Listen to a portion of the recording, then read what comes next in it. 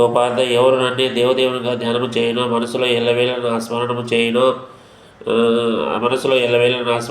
అట్టి మార్గమును వదలకయుడునో అతడు నన్ను తప్పక చేరును.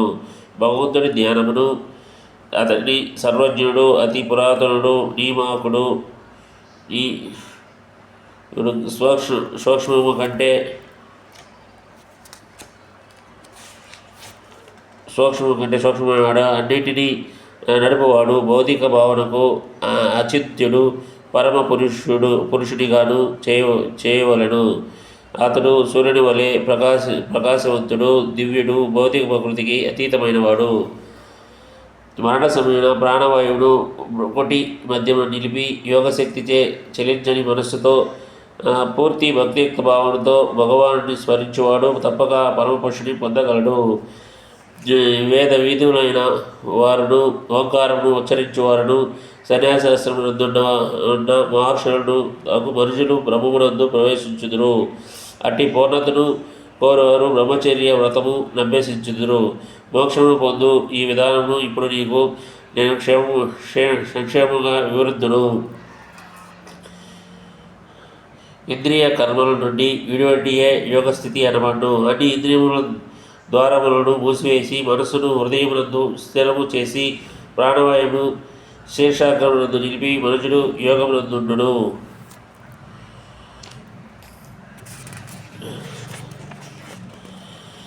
ఈ యోగాభ్యాసమునందు నెలకొని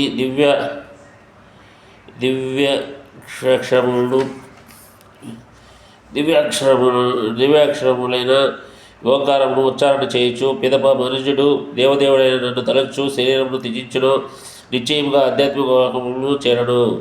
ఓ పార్థ, మార్గము నుండి వైదొలక అనన్య చిత్తముతో నన్ను స్మరించువాడు నిరంతర భక్తియుక్త సేవ వలన నన్ను సులభముగా పొందగలడు.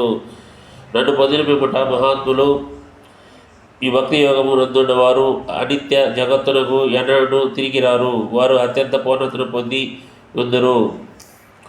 భౌతిక జగత్తునందరి ఊర్ధ్వ, అధమ మరియు అన్ని లోకములు జన్మమృత్యు భరితమైన దుఃఖ ప్రదేశములే. కానీ ఓ కొంత ఆ లోకమును చేరిన వారు తిరిగి జన్మమునందడు. మానవ కాలమానము అనుసరించి 1000 యుగముల కాలము బ్రహ్మదేవుడికి ఒక పగటి సమయము అగును. అతని రాత్రికి కూడా అట్టి కాల అవధియే ఉండును.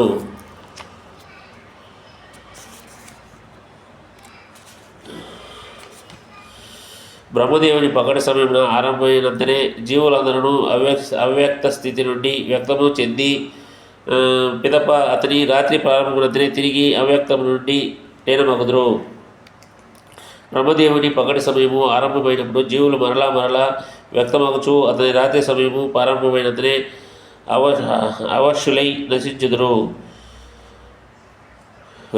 వ్యక్తములయ్యడి ఈ భౌతిక ప్రకృతికి పరమైనది ఇంకొక అవ్యక్త ప్రకృతి కాదు. అది పరమము మరియు ఎప్పుడూ నాశనము కాదు. ఈ జగత్తు నందు గల సమస్తము నశించినను అది మాత్రము యథాతథముగా నిలిచియుండును. దేని వేదాంతులు అవ్యక్తము అక్షరమని వర్ణించరో, ఏది పరమ గమ్యస్థానముగా తెలియబడుచున్నదో, ఏ స్థానము పొందిన పిమ్మట మనుషుడు వెనుకకు తిరిగిరాడో అది నా పరంధామము. అందరికన్నా అధికైన దేవదేవుడు అనన్య భక్తి చేతనే పొందబడను. అతడు తన ధామమునందు ఉన్నను, అంతటను కూడా ఉన్నాడు మరియు అతని అందే సమస్తము ఉన్నది.